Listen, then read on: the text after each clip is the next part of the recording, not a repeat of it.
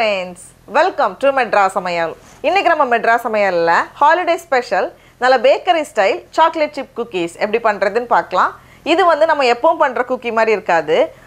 ஓரங்கள் வந்து நல்லா கிறிஸ்பியா, அதனால உள்ள நல்லா சாஃப்ட்டா கொஞ்சம் சூவியா இருக்கும். டேஸ்ட் வந்து கொஞ்சம் வித்தியாசமா அதே ரொம்ப நல்லா இருக்கும்.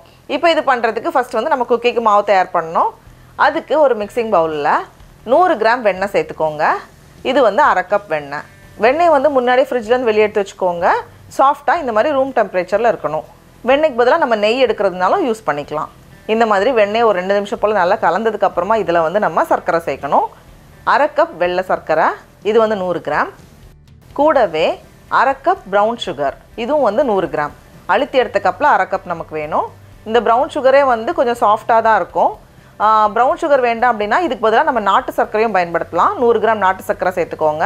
இந்த பிரவுன் சுகர் சேர்க்கும்போது நம்மளோட குக்கீஸ் வந்து கொஞ்சம் சூவியா இருக்கும். இந்த மாதிரி நல்லா கலந்ததுக்கு அப்புறமா இதல வந்து ஒரு முட்டை,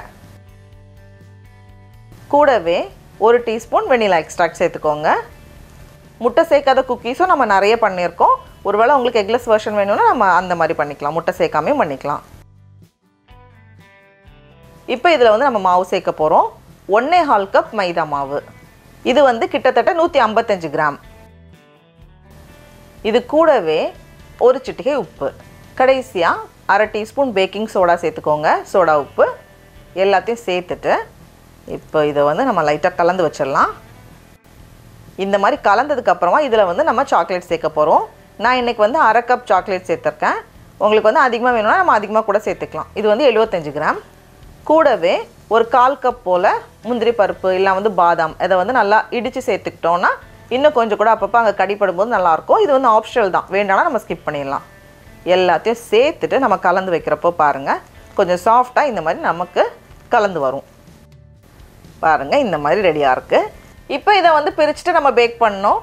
நம்ம வந்து கொஞ்சம் பெரிய சைஸில் நம்ம பேக்கரிலாம் கிடைக்கிற மாதிரி கொஞ்சம் பெரிய சைஸ் குக்கீஸ்னால் நமக்கு வந்து 12 பீஸ் கிடைக்கும்.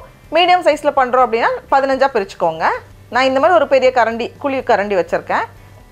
இதில் வந்து நமக்கு ஒரு 12 பீஸ் கிடைக்கும். அப்படியே ரவுண்டாலாம் பண்ண தேவையில்ல. இந்த மாதிரி எடுத்துகிட்டு இன்னொரு ஸ்பூன் வச்சு அப்படியே தள்ளி விட்டுருங்க. அப்படியே ரவுண்டாக ஸ்மூத் பண்ணலாம் தேவையில்லை, இந்த மாதிரி இருந்தாலே போதும்.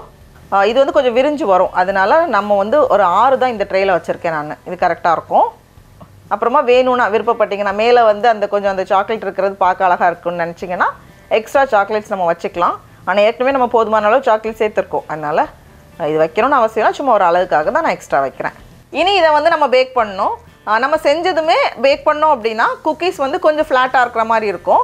உங்களுக்கு வந்து நடுவில் கொஞ்சம் குண்டாக வேணும் அப்படின்னு நினச்சிங்கன்னா இதை வந்து ஃப்ரிட்ஜில் வச்சுக்கோங்க. நல்லா சில்லுன்னு ஆனதுக்கப்புறமா நம்ம பேக் பண்ணோம் அப்படின்னா நடுவில் வந்து கொஞ்சம் குண்டாக இருக்கும். அதனால் நம்மளோட ப்ரிஃபரன்ஸ்க்கு ஏற்ற மாதிரி நம்ம வந்து பேக் பண்ணிக்கலாம். அவனை வந்து 350 டிகிரி ஃபாரன்ஹீட், அதாவது 175 டிகிரி செல்சியஸ்க்கு ப்ரீ ஹீட் பண்ணிவிட்டு உள்ளே வச்சுக்கோங்க.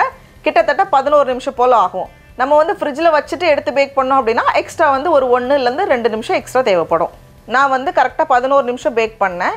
நம்ம வெளியே எடுத்ததுமே நல்லா சாஃப்டாக தான் இருக்கும். அது கொஞ்சம் ஆறுனதுக்கு அப்புறமா அந்த ஓரங்கள் வந்து கிறிஸ்பியாக வரும், உள்ளே வந்து சாஃப்டாக இருக்கும். நான் காமிக்கிறேன். இப்போ பார்த்தோம் அப்படின்னா நம்மளோட குக்கீஸ்லாம் சூப்பராக ஆறி ரெடியாக இருக்குது.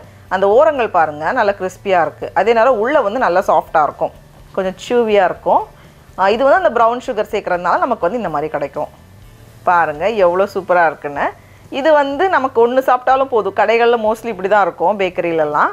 அதனால அந்த ஸ்டைலில் நம்ம பண்ணியிருக்கோம். நம்மளுக்கு சின்ன சின்னதாக வேணும்னா நம்ம சின்ன சின்னதாகவும் பண்ணிக்கலாம். அதே மாதிரி அவன் இல்லாமல் நம்ம டேரெக்டாக பேன்லேயும் பண்ணலாம். எப்போவும் மாதிரி ஒரு அடிகனமான பேன் எடுத்துக்கோங்க. தூக்கி வைக்கிறதுக்காக ஒரு ஸ்டாண்ட் வச்சுட்டு மூடி வச்சுட்டு ஒரு 5 நிமிஷம் மிதமான தீயில ப்ரீ ஹீட் பண்ணிக்கோங்க. இப்போ 5 நிமிஷத்துக்கு அப்புறமா இதை ஓப்பன் பண்ணிவிட்டு நம்ம அந்த குக்கி ஒன்று தான் வச்சுருக்கேன், அதை உள்ளே வச்சுட்டு மூடி வச்சிடலாம். இது வந்து மிதமான தீயில கிட்டத்தட்ட 11லேருந்து 12 நிமிஷம் போல் ஆகும். இப்போ அந்த ஓரங்கள் லைட்டாக ப்ரௌன் ஆனதும் நம்ம ஸ்டவ்வை ஆஃப் பண்ணிடலாம். அவ்வளோதான். டடா, அவ்வளோதான்.